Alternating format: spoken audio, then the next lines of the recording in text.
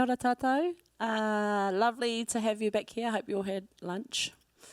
I ngā taitimu, ngā taipari, huri noa I te mona nui a kiwa. Nau mai haramai ki tēnei kōrero e pāna ki ngā kaupapa Māori, I ngā tāngata Māori, I tēnei ao kiriata. Kia ora everybody, my name is Lanita Ririnui. I'm the Executive Director of NGΑ AHO WHAKAARI, which is an organisation that advocates for Māori in screen. Our organisation is almost 30 years old, and it's an organisation that was born out of the need to advocate and support tāngata whenua in the screen industry. For those who were at the earlier session this morning, we spoke a lot about the voice of tāngata whenua and telling our own stories. And like many places around the world, the Indigenous stories in this industry were not told by Indigenous people. So about 30 years ago, in line with the fight for the language and the culture in New Zealand and the revitalisation of that in education and across different areas in Aotearoa, this was also part of that movement. So 30 years ago there were no Māori language schools. Māori language was not seen on screen. It wasn't cool to be Māori, to speak Māori, just in living every day. So there's been a lot of work by a lot of people across generations to get to where we are today. And I am just lucky to be able to carry the legacy of people that have gone before me to be able to open the opportunities for all our people to tell their stories today. So, NGΑ AHO WHAKAARI, the name means strands of many visions.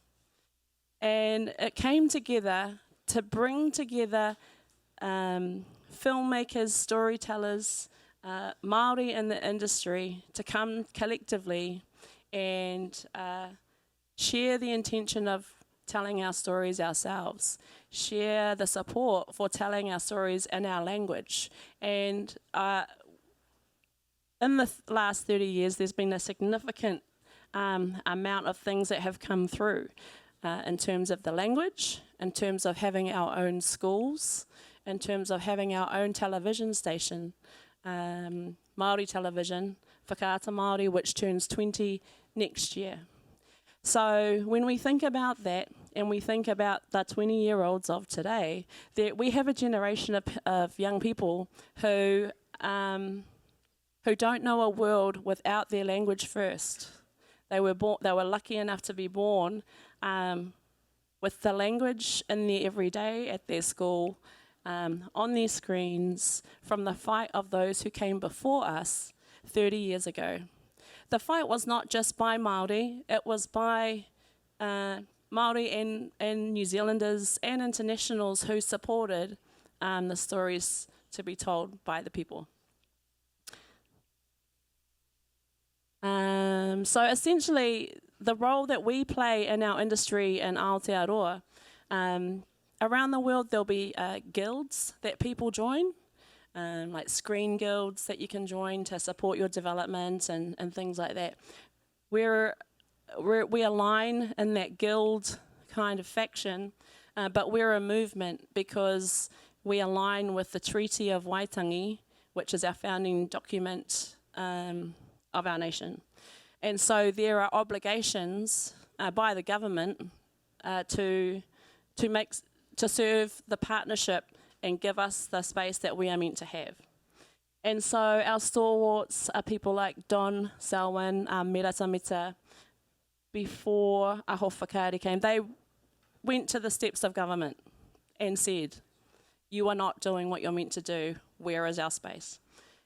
So this was established through protest, and since then it's become an organisation of advocacy to make sure that every successive government and every successive people in broadcasting and generation elevate and continue to grow where we can all go.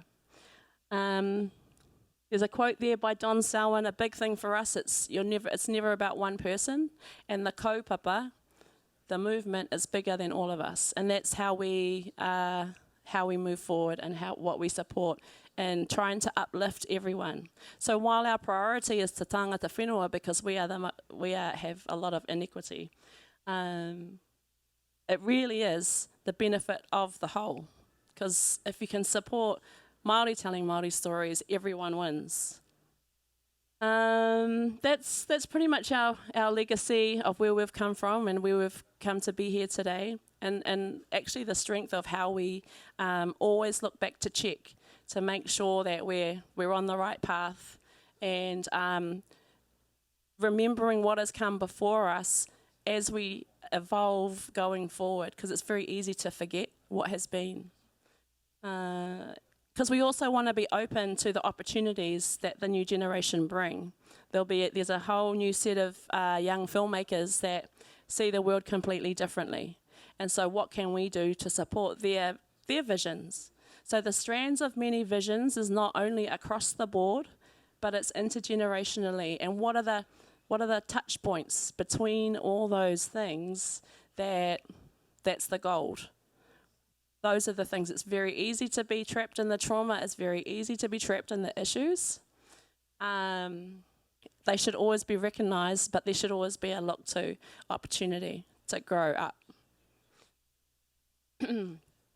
In terms of us and our, what we would say, membership, NGΑ AHO WHAKAARI is like coming to a marae. So if you've been to a marae, if you haven't, there's process to coming in. If you're a visitor, ideally you would be welcomed in, and then we would share conversation, and then if the conversation was good, we would have a hongi, mihi and kihi, and go and have something to eat, and we've formed a connection. If the conversation coming in has not been good, you might not get the welcome after, you know.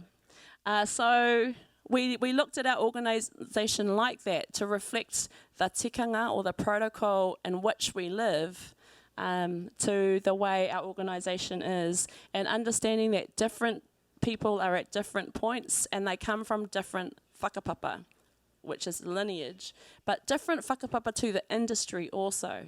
Our priority is to tangata whenua, so you have to whakapapa Māori, but we understand that the industry is a community.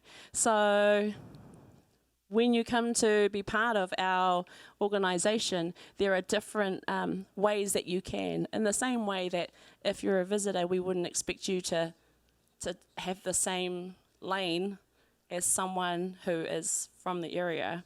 So we have these different po that people come in on. The kāhui whetū are our, what we call our stalwarts. Those are our people who have established the organisation. They still remain in the industry.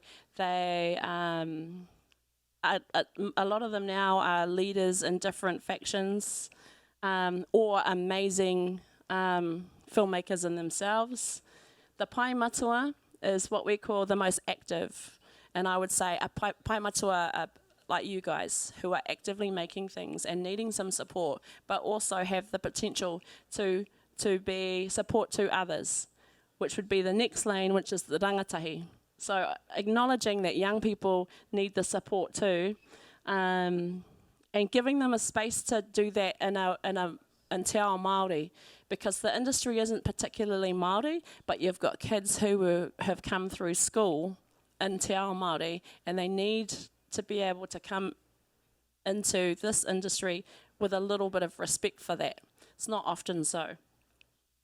Paitahi is our non-Māori members who support tangata whenua telling stories, but they often are really, really amazing advocates who work with us to make things as well.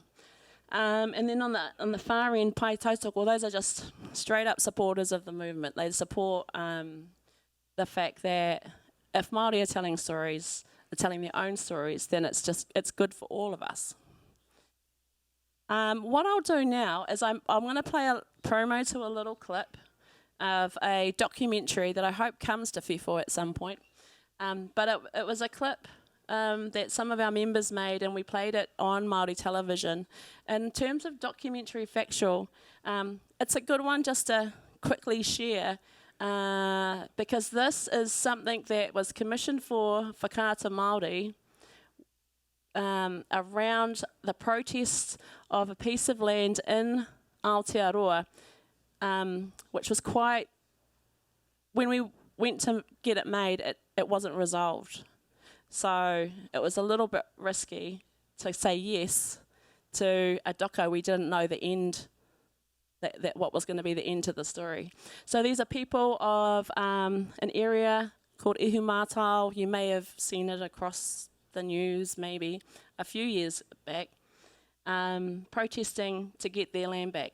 So I'll just let you play the clip. And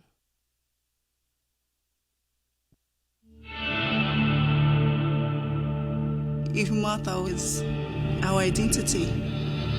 Our blood runs through that whenua. It was a Fletcher development to cater to other people, not us. Our fight has always been directly in the hands of the Crown.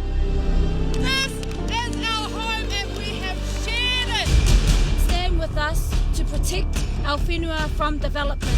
Get on social media and tell everybody the injustice that is happening here at Ihumātao! It was always going to take people power. We will be taking back the whenua!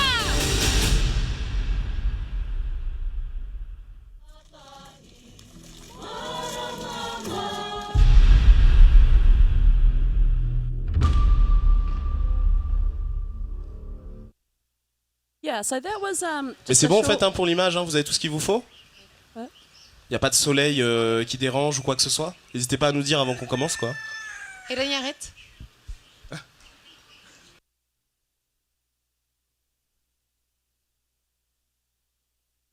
I hope that in English it said that was so amazing. Very impactful documentary, no?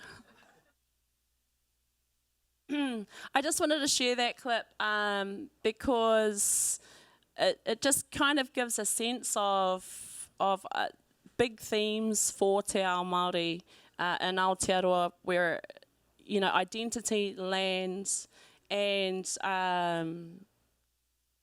the way in which we tell the story of that is continuing, but also changing.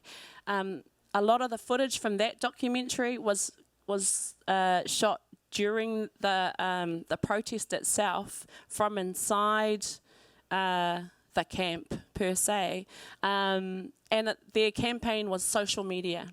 The messaging and the power of the voice. They knew, because they're all young, needed to go through social media to make impact. By the time it came to making a documentary, it was almost on the back end, but there was a lot of negotiation and conversation that needed to happen, and bringing it to an actual screen, because they didn't care.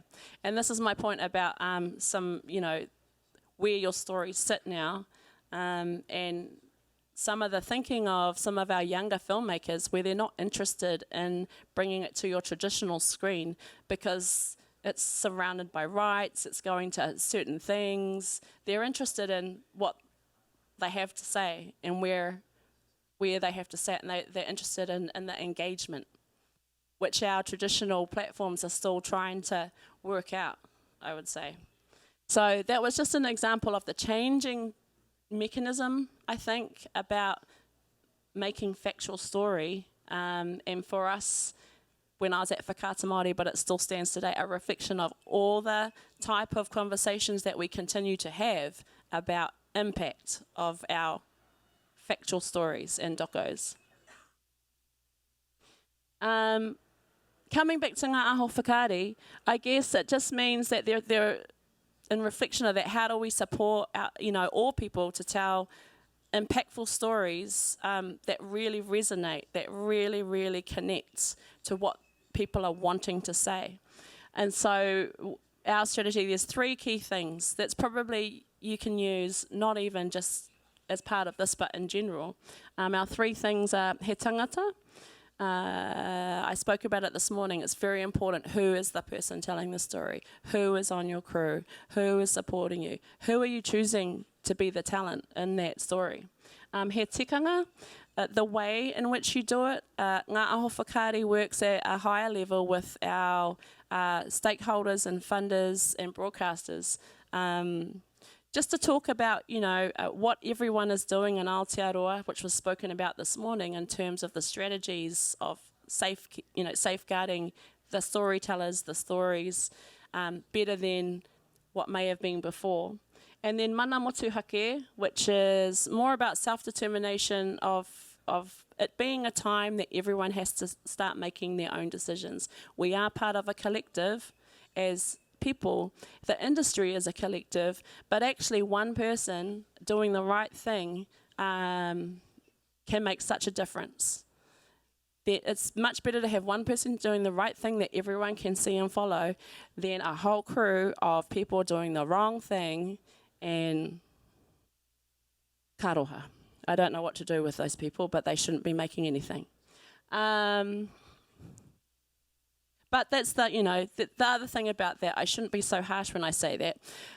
It's an opportunity because we all have an opportunity to be better. And sometimes you have to make a mistake to be better. We have a saying in Māori, mā te he ka tika. By making the mistake, you can get better, but you have to know it was a mistake. There's a lot of things in our industry, no clue that it's a mistake. As part of NGAA AHO WHAKAARI, some of our things that we do that I'm not sure is helpful in other parts of the world is we work with key partners around development and capacity building. Talking about education, there's a big gap between serving what we have in the education system, the gap between there and getting a job and what we need in the industry is massive. And we're currently in a development space of how do we make that better? How do we get people to come through with the skills that we actually need instead of all the theory? Theory's good, but there's so much more that could be done to provide more applicable skills that's needed in the industry. Something else that we do at NGAA AHO WHAKAARI, we are a strategic partner to the New Zealand Film Commission, which means we support them in their strategy for tangata Māori. But they also support us back in terms of development, and we run a little shorts program where the emphasis on the language and a kaitiaki reo, having a person to take care of just that bit, is important for us. So 3 things that we try and simplify. It can get so complicated trying to satisfy all the things.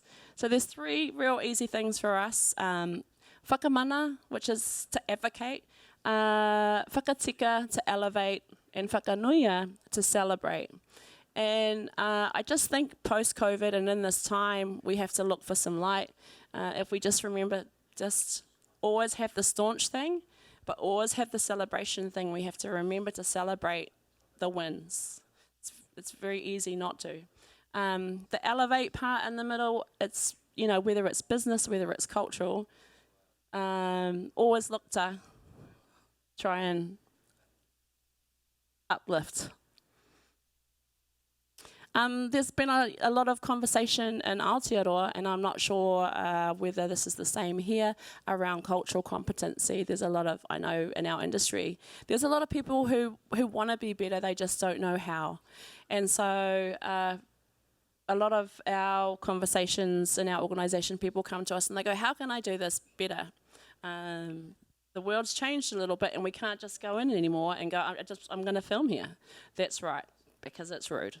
But also, people are a lot more smarter now. The camera is not the god tool that people just want to welcome in anymore. You have to be a little bit more, You have to have just a bit more understanding, particularly in cultural sense.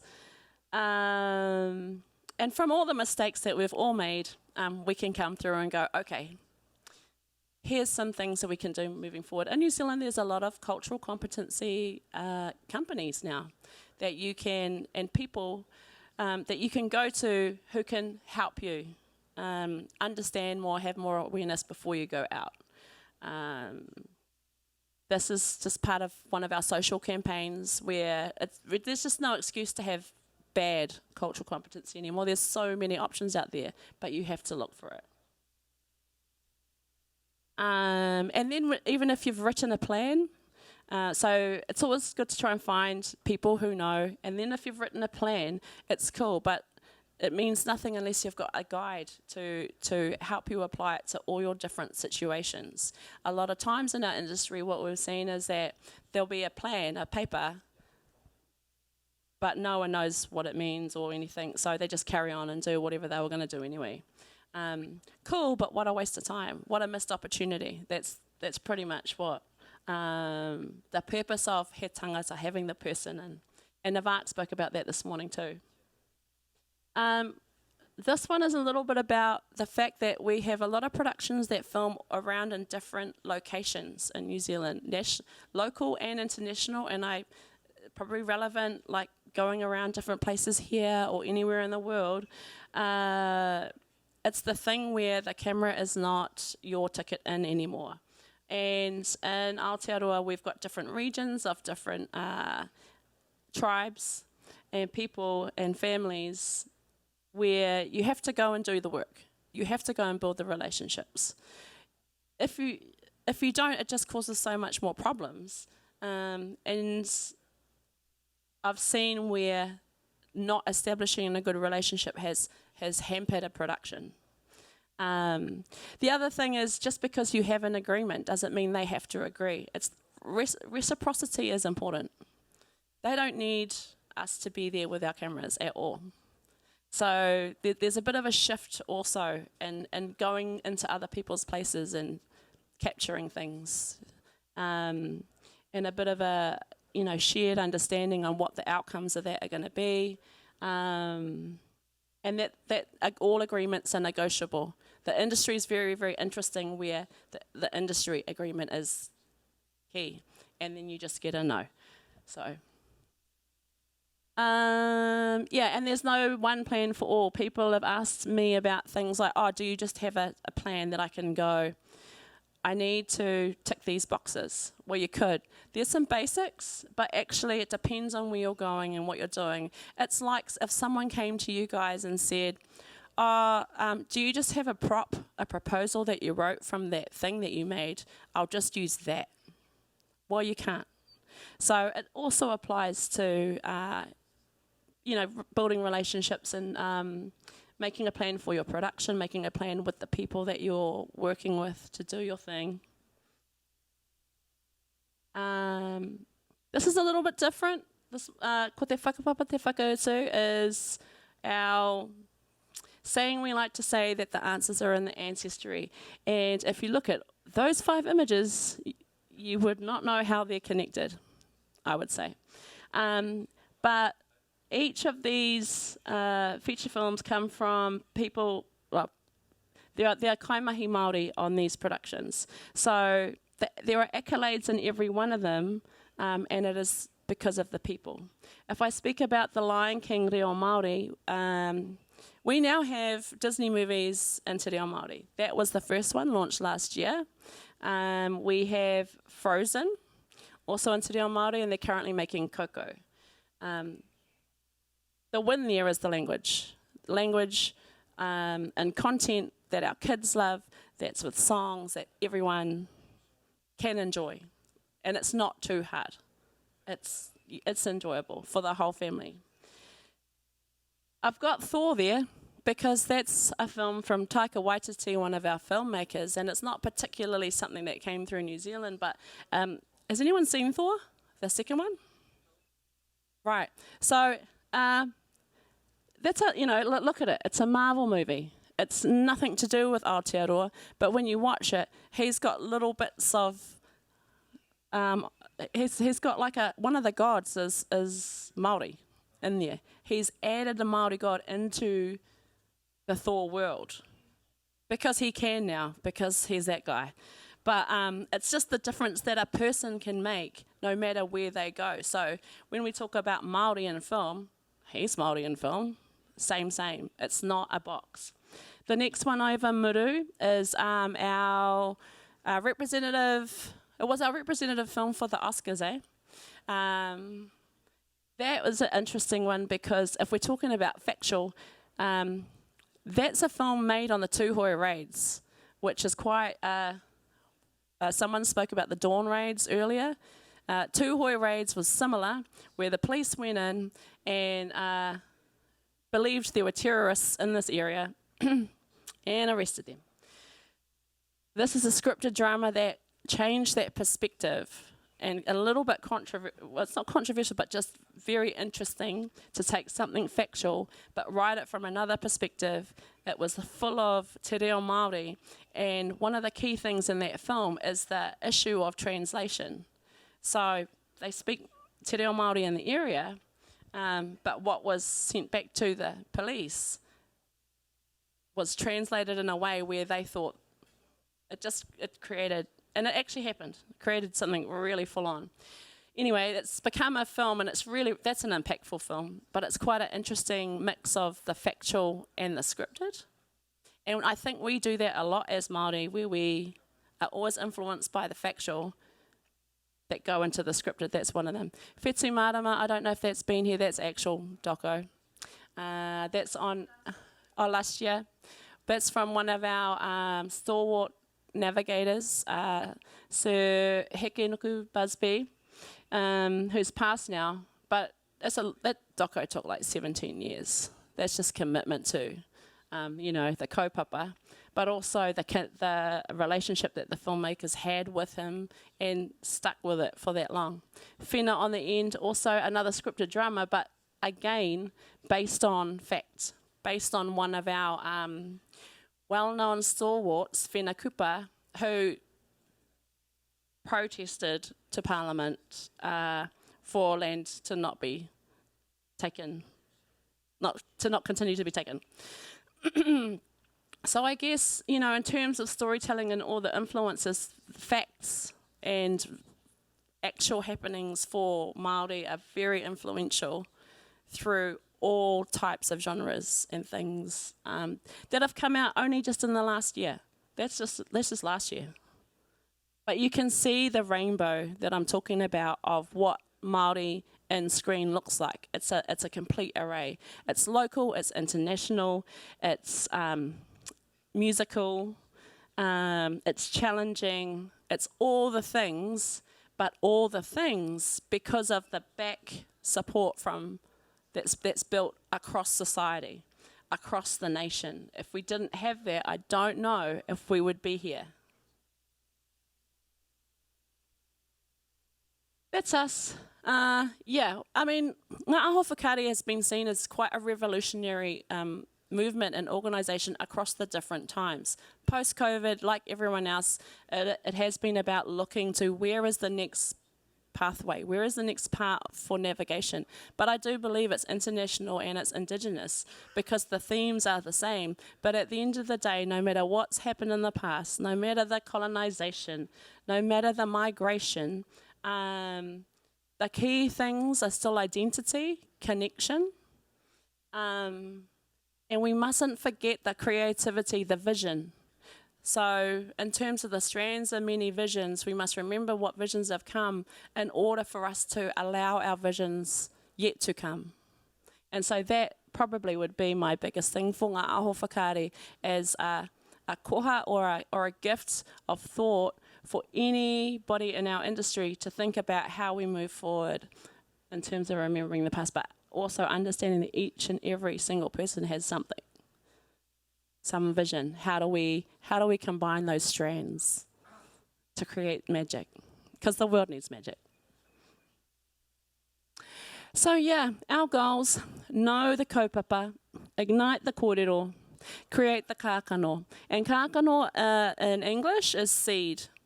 So, Yeah, kākano is seed, and there's another saying that we have, he kākano aho I runga, he kākano aho, I ruia mai I rangiatea.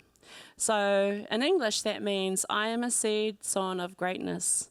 So rangiatea, similar to raiatea, is going right back to the seeds that we are born from the heavens. And that is me if there are any questions.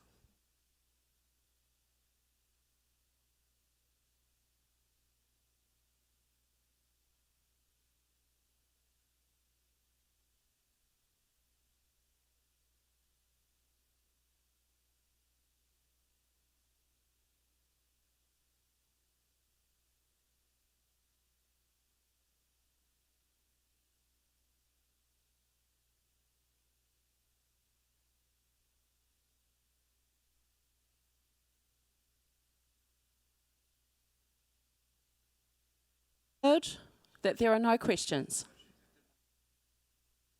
You don't need to translate that. Oh.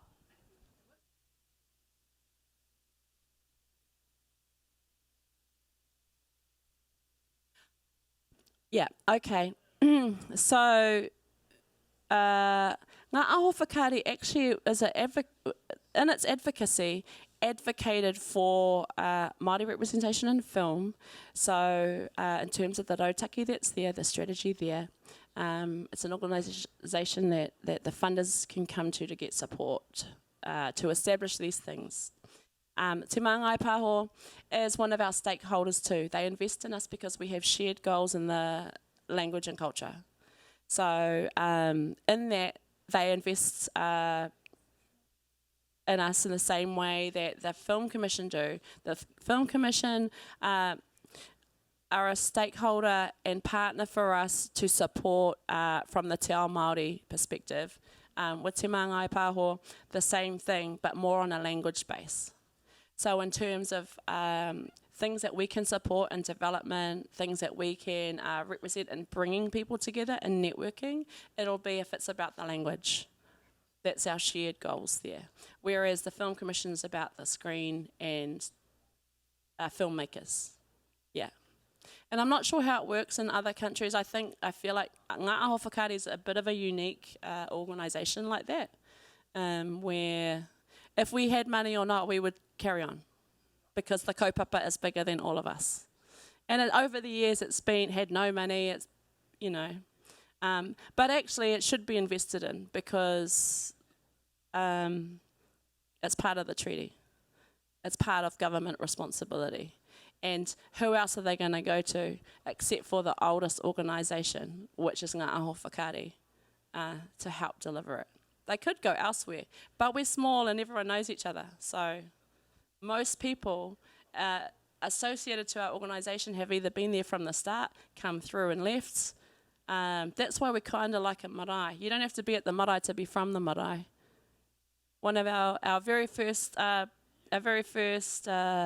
board members, our very first chair was Tini Molyneux, who was a legacy newsreader. And then Larry Pā, who is at Te Māngai Pāho, he was on Ngā AHO WHAKAARI. We could go through our list of people who have been part of Ngā AHO WHAKAARI, and it's pretty much the movers and the shakers of the Māori media industry. Yeah. So I don't know if anybody would like to try and do something different to everybody who's already been part of this. Yeah. But it's an opportunity for new people, And it's also a safety thing for new people to come in and know that it's supported by people who have built the legacy, rather than trying to struggle on their own and try and find opportunity and find pathways.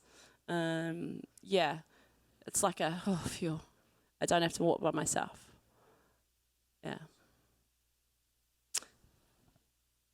Is there something like this in Tahiti? No? There's not a representative group that tells the government, you just need to give us some more money. No. You need to let us tell our stories. You guys should start one. We have a question. Oh, yeah. Kia ora. He Hello. Good. C'est bon? Ok. Moi j'ai une question, c'est on parle du langage maori, l'importance de le mettre à l'écran, etc. Et est-ce que c'est un peu comme à Tahiti, il y a un langage, le Reo Tahiti, et il y a des provinces en Nouvelle-Zélande où on parle un maori différent, et comment en fait, est-ce qu'il y a une académie tahitienne comme ici, et qu'est-ce que c'est qui prend le devant pour justement que la langue tahitienne numéro 1, maori numéro 1, soit celle qui soit privilégiée aux autres en fait? Okay, so we heard that it was very important to have Maori language on screen. And the question is, how does it work in New Zealand? Because here in Tahiti, there's the Tahitian language, but you know we have 5 archipelagos, and the languages are quite different. Is it the same in Aotearoa? Do you have different versions of the Maori language according to different regions? And how does it work? Do you have like what we have here in Tahiti, the Tahitian Academy, which actually decides which is the major form, the classical form of Tahitian? Yeah, so the the language on screen in Aotearoa has evolved as the opportunities through the screen has evolved. It comes back to that key thing about he tangata, who is the person. We have definite dialectal differences in Aotearoa, and they're very regional. What has been happening recently, and it's a priority to whakamana, to elevate the regional dialects. We have a pan language that's very basic for everyone to know. We're lucky that even the regional dialects you can are similar. It's just little things. In the early days of Māori television, it sounded very tūhoi because there were a lot of people from that area that were part of the programming. But it shifts depending on who comes in and out. But there's an absolute respect for people to come with their dialect. In terms of filmmaking, if you go to an area, Muru, that film that I was telling you about, was tūhoi. So you would need everything to be based around that dialect. You couldn't come in with that film with a bland pan Māori language there, you know. So it's regional dialect is very, very big. We've also in the revitalisation of the language, we've got all these new words that aren't particularly regional, because I mean, I don't know, TikTok. You know, there's all these things now that we need words for that didn't come from any region.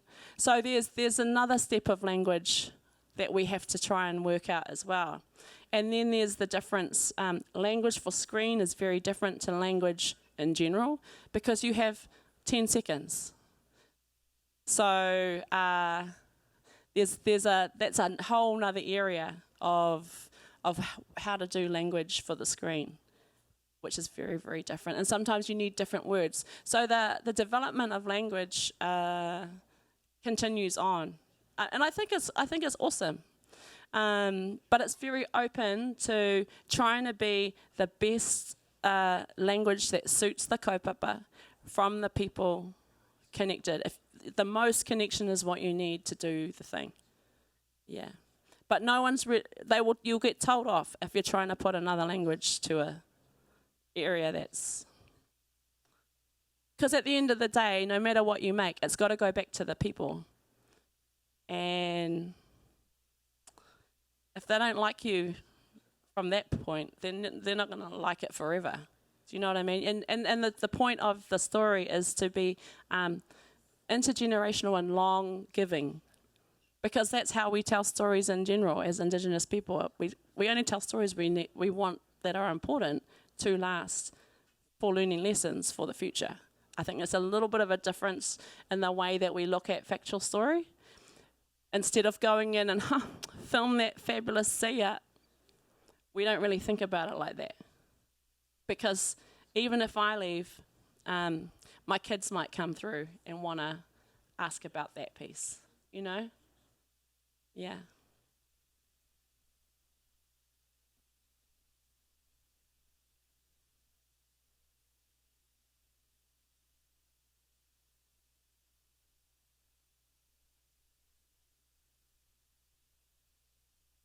Hi, thank you. I wanted to know, je le fais en français.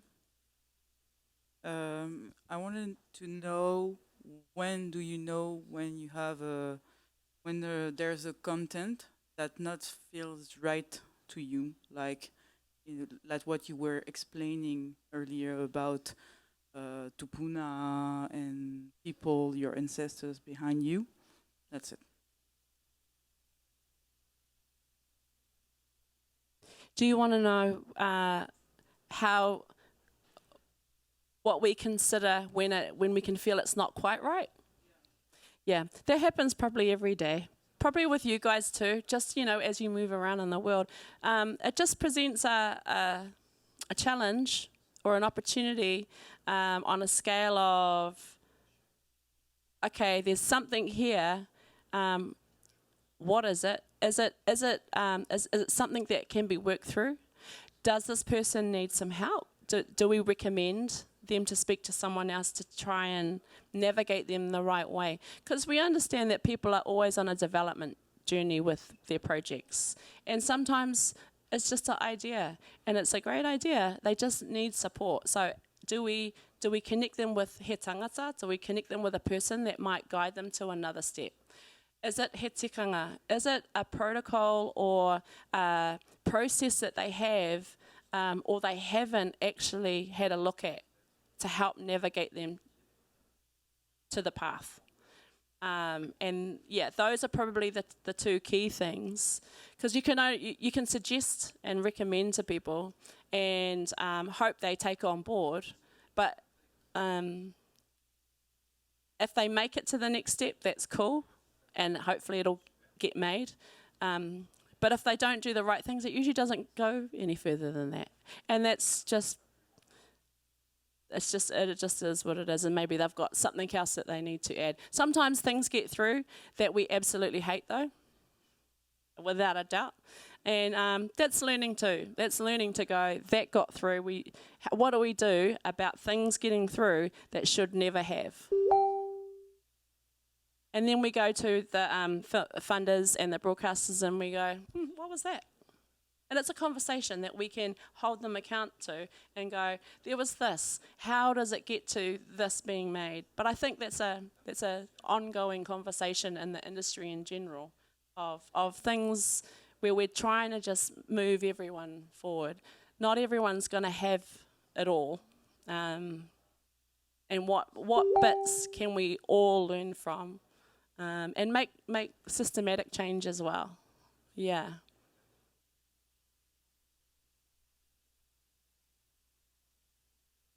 Thank you, Catherine, for your sign language at the back. Is that it? No more questions? I feel like we could talk though. That's fine.